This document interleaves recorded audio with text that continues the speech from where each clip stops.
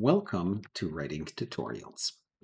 This time I will show you how you can use the Redink Local Chat. The Local Chat is a chatbot that runs on your machine. It is actually hosted by Outlook, so it runs within Outlook, and whenever Outlook is running on your system, you can access this chatbot through your browser.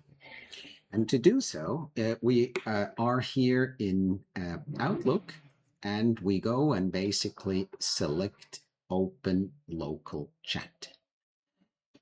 I will do so, and this will open the local chat in your browser. You can store this as a link, and you can open it directly. As long as Outlook is running, this will come.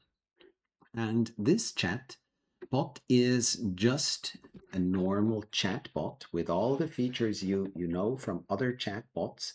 It is basically a way to interact with the AI if you do not have an actual document you want to work on, or you don't have an email. Sometimes if you want to get some ideas, uh, you sometimes want to just chat with a chatbot, or you want to use actually the chatbot to do an internet search. We have now many different models defined here. For example, we have one version of Gemini 2.5 Pro that also has internet search.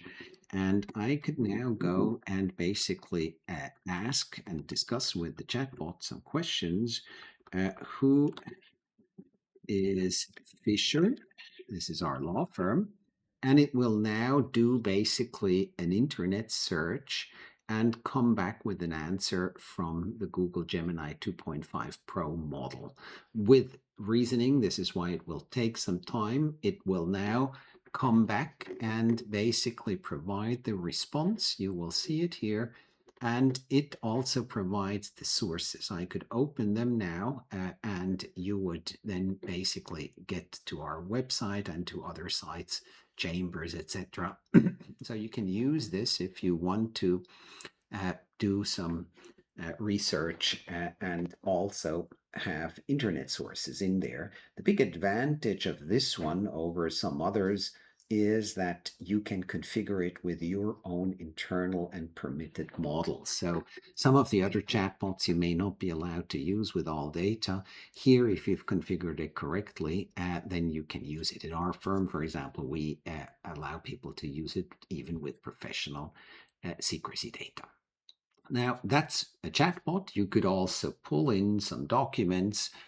You could go and basically have something pulled in here and say, give me a brief summary of this. So the kind of things you can do with a chatbot.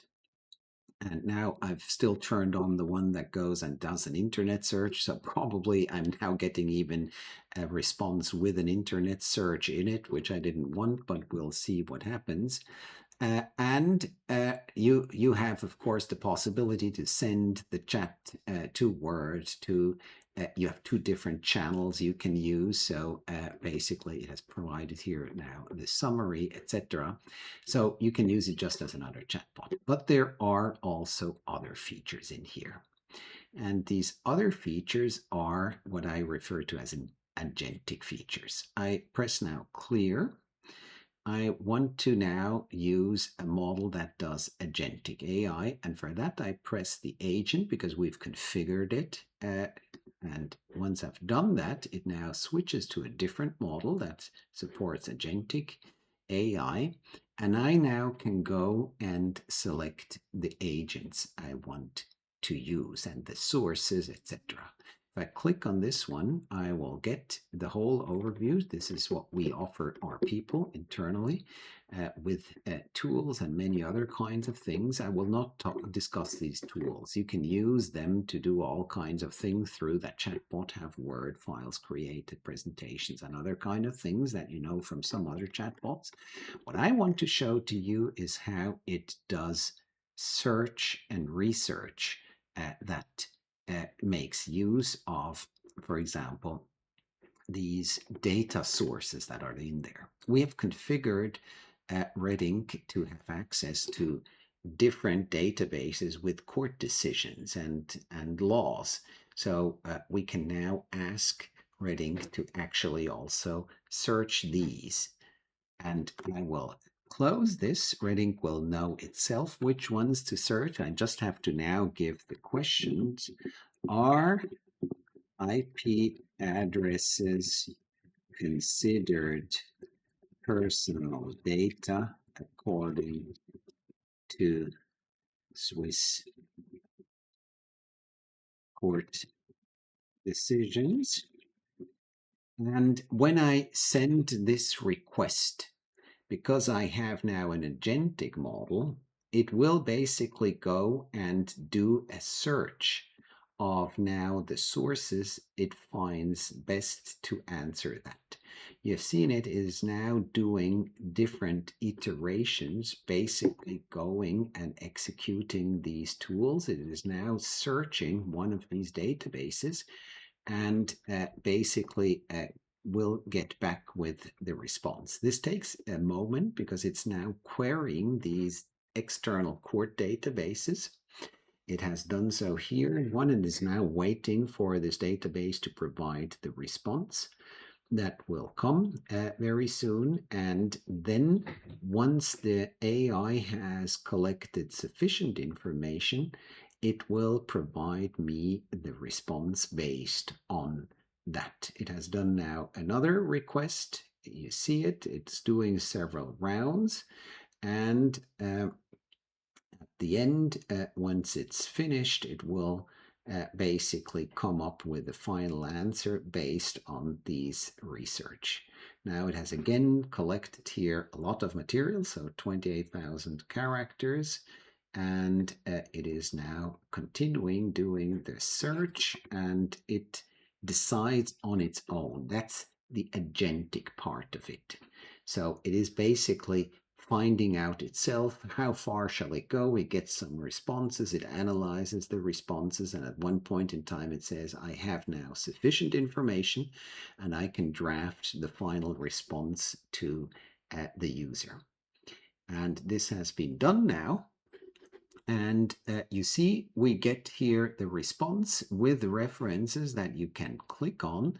If I click on, I get the decision that is cited in here with the different concepts that are related to my question, and it now provides a researched response. And if I want to, I can now continue on that basis. I can also give the system more systematic instructions on how to do that type of research.